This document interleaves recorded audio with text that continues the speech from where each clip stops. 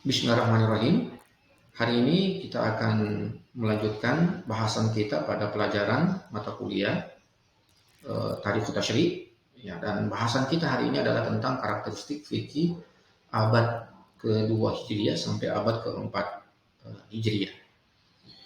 Nah, dalam membahas tentang karakteristik fikih abad kedua sampai abad keempat Hijriah, ada tiga karakter yang sangat sangat menonjol tentang perkembangan fikih di masa ini. Yang pertama adalah tentang kedudukan ulama fikih, ya, di abad ini itu sangat begitu tinggi. Ya, dalam artian para ulama-ulama fikih di abad ini itu mendapatkan penghormatan yang sangat luar biasa dari para khalifah-khalifah, ya, termasuk diantaranya adalah para khalifah Bani Abbasiyah. Ya, tentu penghormatan ya karena keilmuan mereka tentunya. Ya, jadi memang kalau dalam Al-Quran itu disebutkan ya bahwasanya Allah akan mengangkat derajat orang-orang yang beriman di antara kalian dan ya derajat orang-orang yang berilmu, ya, beberapa derajat melebihi daripada derajat orang yang beriman.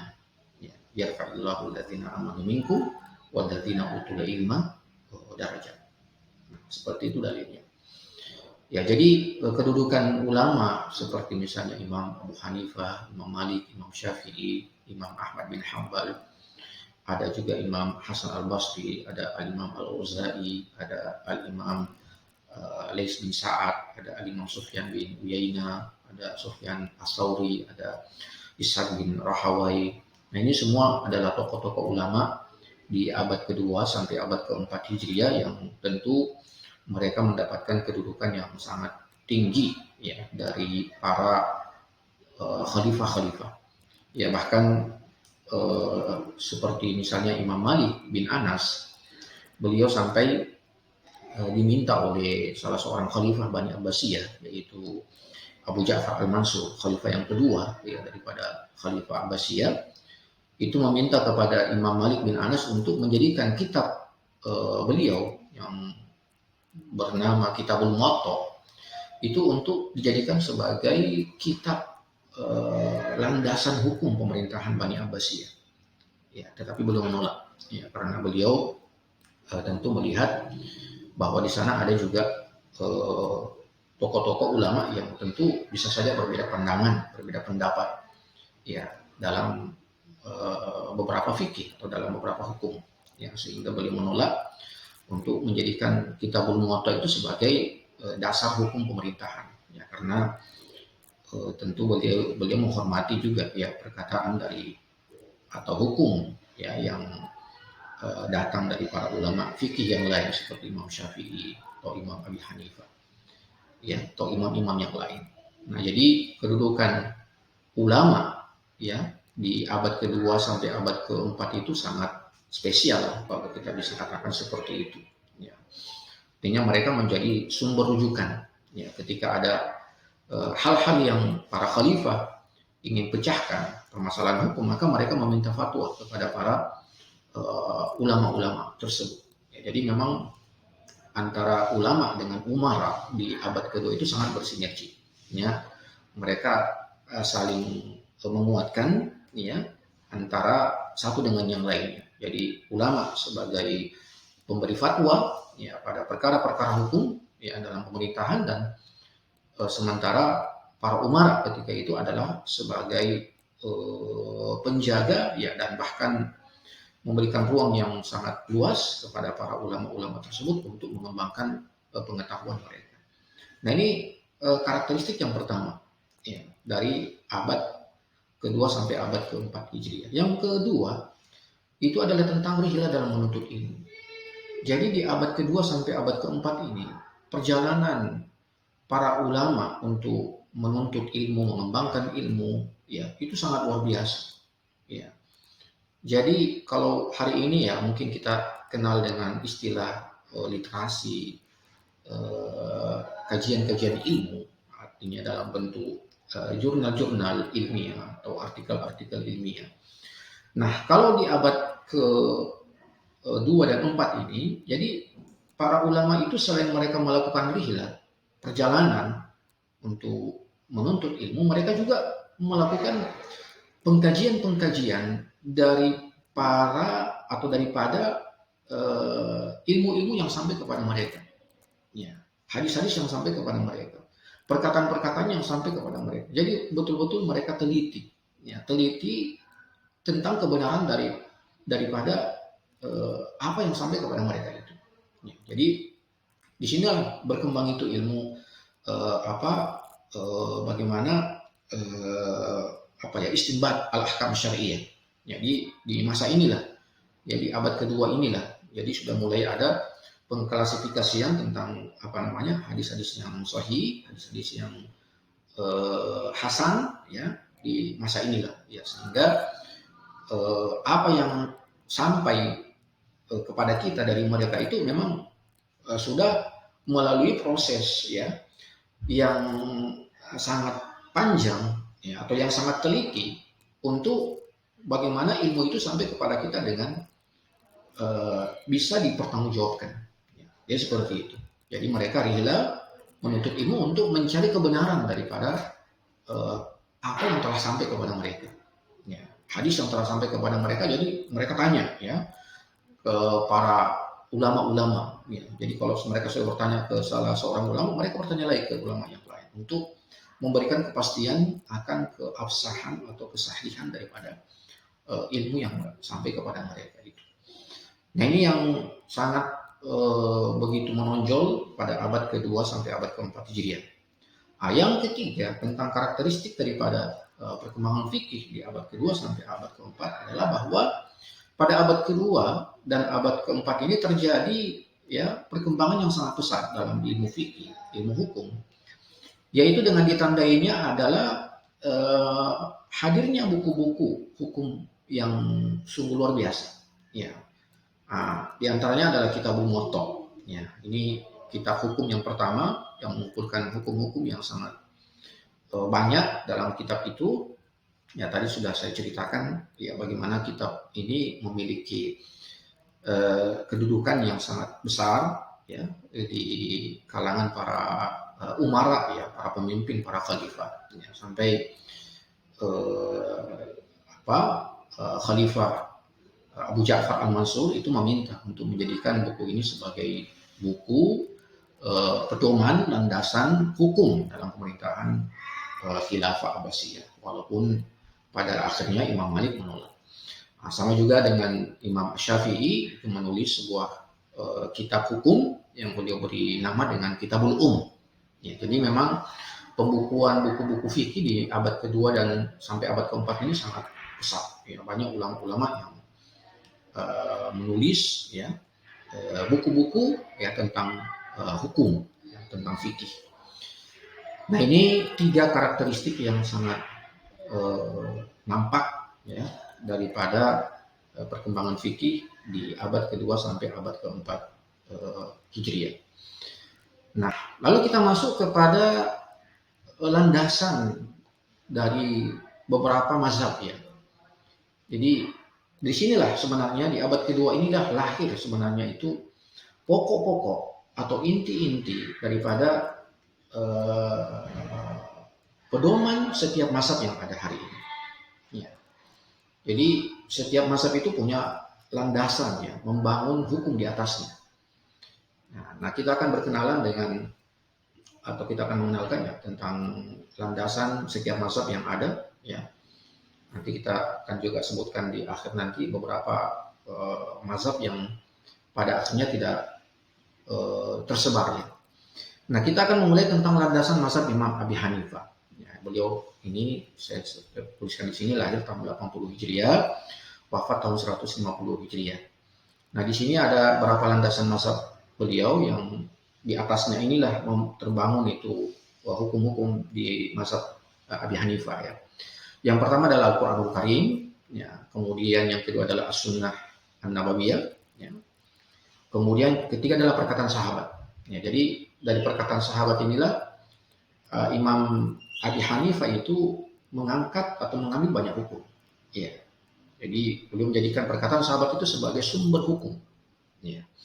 Nah, kemudian yang keempat adalah al-ijma, yang kelima adalah al-qiyas, yang keenam adalah al-istihsan.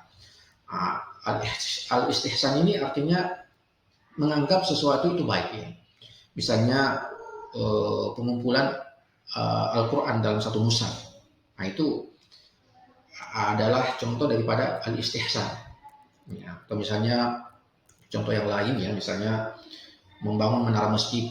Ini juga adalah perbuatan yang ya tentu dia adalah perbuatan yang hasan, perbuatan yang baik. Ya, dan banyak contoh-contoh yang lain ini tentang kaitannya dengan al-istihsan. Ya, kalau dia tentu ya di setiap negara pasti ada hal-hal yang berkaitan dengan pelaksanaan suatu hukum yang tentu itu tidak buruk.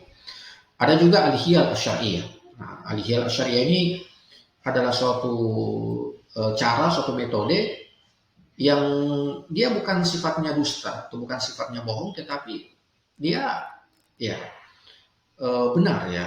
Jadi saya ambil contoh misalnya pernah Nabi Ibrahim alaihissalam berjalan dengan istri beliau Sarah, tetapi beliau bertemu dengan pemimpin Romawi ketika itu. Ditanya, man hazi, siapa perempuan ini? Ya, kapan Nabi Ibrahim mengatakan dia adalah istri saya, maka dia akan ditahan. Ya, perempuan itu akan diambil. Tetapi beliau mengatakan hazi ukhti, dia adalah saudara perempuan. Maksudnya saudara perempuan dalam Islam. Nah, jadi ini yang disebut dengan al-hiyal asy-syar'iyyah. Nah, kemudian yang terakhir adalah al-urf. Ya, jadi adat istiadat suatu masyarakat itu bisa menjadi sumber hukum, ya, atau bisa menjadi acuan hukum dalam penetapan ya, hukum di masyarakat tersebut.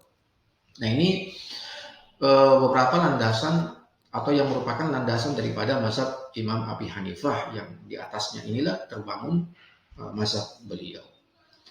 Nah, kemudian yang ya, yaitu landasan fikih Imam Malik. Ya. Ini Imam Malik lahir tahun 93 Hijriah, kemudian wafat tahun 179 Hijriah. Nah, jadi kalau kita lihat di sini yang pertama adalah Al-Quran, ya, kemudian yang kedua adalah As-Sunnah, yang ketiga adalah Al-Ijma, kemudian yang keempat adalah perbuatan penduduk Madinah. Nah, ini berbeda dengan landasan mazhab daripada Imam Abi Hanifah ya. Ini beliau menjadikan perbuatan penduduk kota Madinah itu menjadi satu sumber hukum dalam penetapan hukum. Ya. Nah, kemudian kalau ini saya contohkan misalnya perbuatan penduduk Madinah ya, misalnya dalam takaran dalam menakar ukuran zakat fitrah itu dengan memakai takaran penduduk Madinah. Ya, dan sampai hari ini ya perbuatan penduduk Madinah itu dijadikan sebagai satu sumber dalam menetapkan hukum takaran zakat fitrah, ya, yang disebut dengan sok ya. Nah, itu.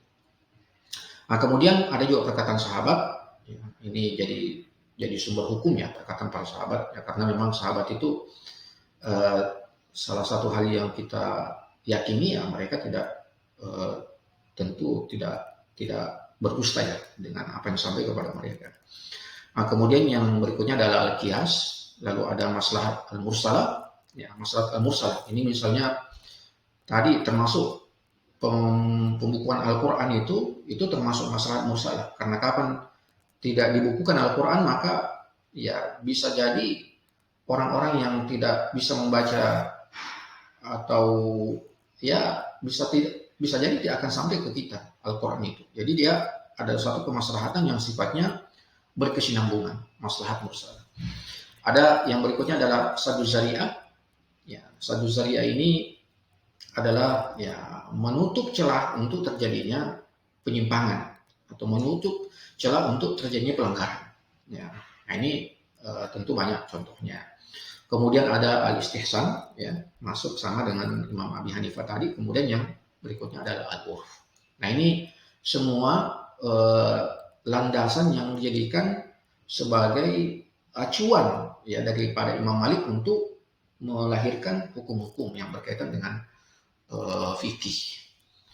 Nah, kemudian yang berikutnya itu adalah landasan fikih Imam Asy-Syafi'i. Ya, ini beliau lahir tahun 150 Hijriah, wafat tahun 204 Hijriah. Nah, di sini ada berapa landasan fikih beliau? Ada yang pertama Al-Qur'anul Karim, ya, kemudian ada ya di sini masuk juga, ya, saya lupa menulis, ada Sunnah Nabawiyah, kemudian ada Al-Ijma, ya, ada Al-Qiyas, ada perkataan sahabat, dan ada Al-Urf. Ya. Lalu setelah itu yang berikutnya adalah landasan fikih Imam Ahmad bin Hambal. Ya, ini beliau adalah murid daripada Imam Syafi'i. Ya, walaupun murid tetapi kadang berbeda. Ya, jadi perbedaan itu ya bisa terjadi antara guru dengan murid, ya. Nah, ini Al-Qur'an dan As-Sunnah, kemudian Al-Ijma, kemudian fatwa sahabat, kemudian hadis mursal. Hadis mursal ini adalah hadis yang diucapkan oleh para sahabat tapi dia sampai kepada Rasulullah dan bukan Rasulullah yang menyebutkan. Jadi ada hadis mursal, ada hadis mauquf. Kalau mauquf itu ya cuma sahabat. Ada juga hadis munqati, itu tabi'in. Nah, kemudian ada qiyas dan ada urf. Nah, ini landasan fikih Imam Ahmad bin Hambal, ya, yang lahir tahun 150 Hijriah, wafat tahun 241 Hijriah. Kemudian yang berikutnya adalah ini ya. Jadi yang terakhir ini ada beberapa mazhab yang tidak tersebar. Ya. Ada mazhab Hasan al-Basri, kemudian ada mazhab Sufyan as-Tsauri, ada mazhab al-Auza'i, ada mazhab Lais bin Sa'ad, ada mazhab Sufyan bin Uyainah, ada mazhab Ishaq bin Rahawai. Nah, ini semua sebenarnya adalah para ulama yang hidup sezaman dengan empat pendiri mazhab tadi, tetapi mazhab mereka ini tidak sempat tersebar, ya. Artinya mereka terputus kemudian penyebaran mazhab mereka. Nah, ini ya pelajaran kita untuk hari ini, ya, para mahasiswa dan mahasiswi yang saya banggakan dan saya cintai. Mudah-mudahan pelajaran kita hari ini bisa diserap dengan baik, ya, dan tentu catatan yang sangat penting juga untuk menjadi bahan murajaah, ya, pengulangan kita dari pelajaran kita ini. Saya tutup dengan membaca alhamdulillahi rabbil alamin.